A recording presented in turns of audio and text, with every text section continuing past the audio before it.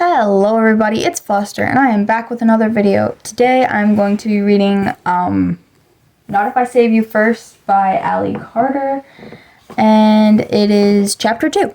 So I hope you all enjoy. Chapter 2. Maddie knew what her father's job was. In fact, it had been her grandfather's job even before that. Turns out she came from a long line of people who were made to run toward the shots, to step in front of the bullets. She just never really understood why. But then Logan's mom was in the food cart and her dad was ducking behind a tall stack of water bottles wrapped in plastic, shooting the gun she'd never seen him fire. It all happened in a second, and it seemed to take a year. "Daddy!" Maddie screamed, even though she knew not to distract him to get in the way. "Maddie!" She felt Logan's hand on her arm. She heard her name screaming from his lips, but her father was still running toward the gunman. And something about that seemed so fundamentally wrong that for the moment she could only stand there, waiting. All through the White House, sirens screamed.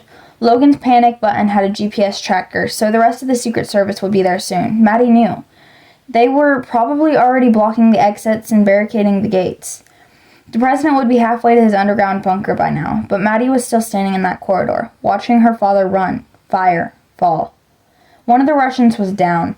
Maddie could see him sprawled at the end of the hallway. Blood streaked across the floor, and Maddie couldn't help herself. "Daddy!" she yelled again. She wanted to run to him, but Logan's grip on her arm was too tight. Her new charm bracelet bit into her wrist as Logan pulled her into a doorway that offered a little cover, but not much. She should have been running, dragging the first son in the opposite direction, towards safety, but Maddie couldn't take her gaze off her father. He was up again, limping forward and firing more. At the end of the corridor, a door opened. Bright light flooded through the hall, and there was shouting and running, more agents filing in from that direction. Behind her, Maddie heard the heavy tread of running feet. The cavalry was coming. The Russians were surrounded. But an animal is never more dangerous than when it's trapped. One lone Russian remained. For a moment, he was just a dark shape silhouetted against the glare of the bright lights. He stood perfectly still as he raised his gun and leveled it at Maddie's father.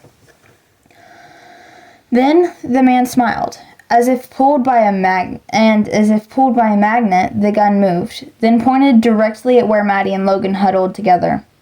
The man shouted something in Russian, the words echoing off the hard floor and tile-covered walls. Maddie didn't know what he'd said, but she knew what it meant, that it wasn't over, that his cause was just. That someday all of civilization was going to know and fear his name.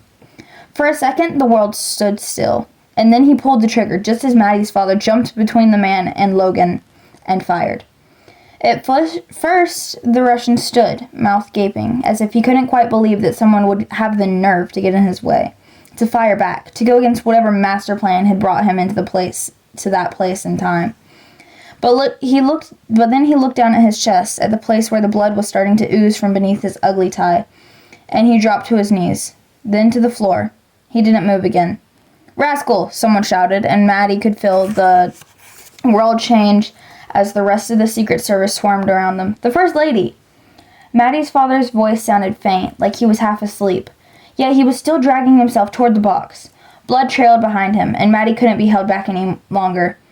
She pulled away from Logan just in time to hear Charlie yell, "Maddie, you and Rascal stay there!" The agents were everywhere, a virtual wall between Maddie and Logan and the men who lay not moving on the floor. And Maddie knew Charlie wasn't keeping the two of them from danger. He was trying to keep them from blood and the death and the things that no 10-year-old should ever see. But Maddie was already crawling through the agent's legs, pushing towards the place where her father lay, too still on the floor. There was so much blood. She was going to ruin her dress. But Maddie didn't care, so she crawled faster, which when one of the agents gripped her around the waist and tried to pull her back, she kicked harder. Two of the agents were pulling the First Lady from the big steel box. She was limp and deathly pale, and everything was wrong. Everything was so wrong, and Maddie had to fix it. "Let me go," she snapped at the men and women around me. "Let her—" "Mad Dog?" Logan's voice was behind her, too soft and too faint, and that was why she turned. "I got something on my tux," he said, looking down at the red spot that was on his white shirt and spreading quickly.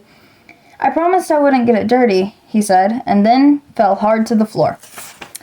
And that is the end of, ooh, shoot, I almost knocked something over. And that is the end of chapter 2. I hope you guys enjoyed it, and I'm sorry I dropped off the face of the earth for a while there. I was taking my classes and everything, but I am done with them now. Now all I literally have to do is wait for my grades, my results, whatever, and then, well, evidently I will be told my next steps next week, but that's besides the point. I'm gonna try to ignore that fact and just say, yes, I am done. I'm done with the paperwork. I'm done with the online classes. We're good.